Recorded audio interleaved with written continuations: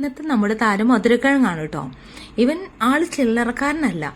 പേര് പോലെ തന്നെ മധുരവും ആരോഗ്യ ഗുണങ്ങളും ഒരുപാട് ഹെൽത്തി ബെനിഫിറ്റ്സ് ഉള്ള പ്രകൃതിദത്തമായ ഒരു സമ്മാനമാണ് നമ്മുടെ മധുരക്കിഴങ്ങ്. ഇന്ന് ഞാനിവിടെ 3 മധുരക്കിഴങ്ങാണ് സ്റ്റീം ചെയ്തെടുക്കാൻ പോകുന്നത് കേട്ടോ.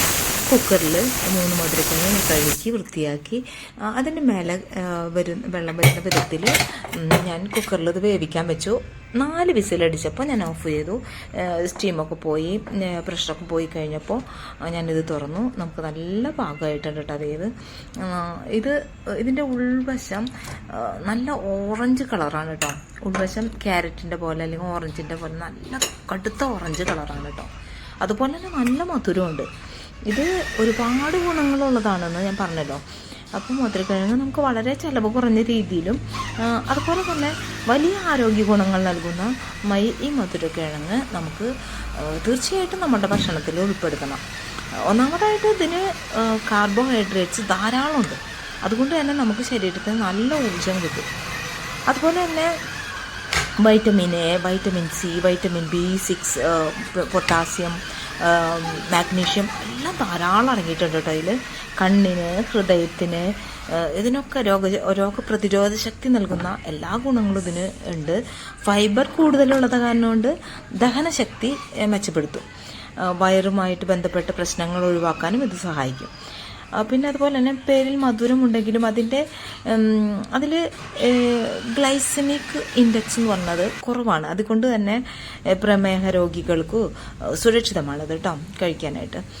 പിന്നെ പൊട്ടാസ്യം കൂടുതലുള്ള കാരണം കൊണ്ട് രക്തസമ്മർദ്ദം നിയന്ത്രിക്കാനും ഹൃദയത്തെ സംരക്ഷിക്കാനും ഇത് സഹായിക്കുന്ന ഒന്നാണ്.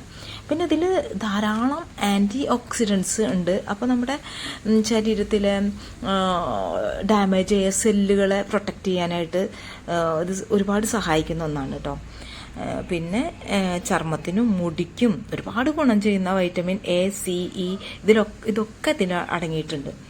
അപ്പോൾ എല്ലാവരും മധുരക്കിഴങ്ങ് സീസൺ ആകുമ്പോഴൊക്കെ മധുരക്കിഴങ്ങ് നമ്മുടെ ഭക്ഷണത്തിൽ ഉൾപ്പെടുത്താനായിട്ട് ശ്രദ്ധിക്കണം. അപ്പോൾ ഇതൊരു സൂപ്പർ ഫുഡാണ് കേട്ടോ. വേവിച്ചോ ചുട്ടെടുത്തോ ഒക്കെ കഴിക്കാം അത്. അപ്പോൾ ഈവനിങ് സ്നാക്കായിട്ട് നമുക്ക് ഉപയോഗിക്കാം, ബ്രേക്ക്ഫാസ്റ്റായിട്ട് ഉപയോഗിക്കാം. അപ്പോൾ ഇത് ആരോഗ്യകരമായിട്ടുള്ള നല്ലൊരു ചൂസി ആയിട്ടുള്ളൊരു ഐറ്റമാണ് കേട്ടോ.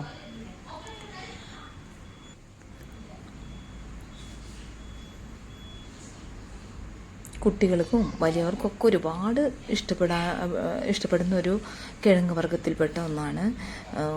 അപ്പോൾ എല്ലാവരും ഇത് നമ്മുടെ ഭക്ഷണത്തിൽ ഉൾപ്പെടുത്താനായിട്ട് ശ്രദ്ധിക്കുക കേട്ടോ. അപ്പോൾ എല്ലാവർക്കും ഒരിക്കൽ കൂടി നന്ദി, നമസ്കാരം.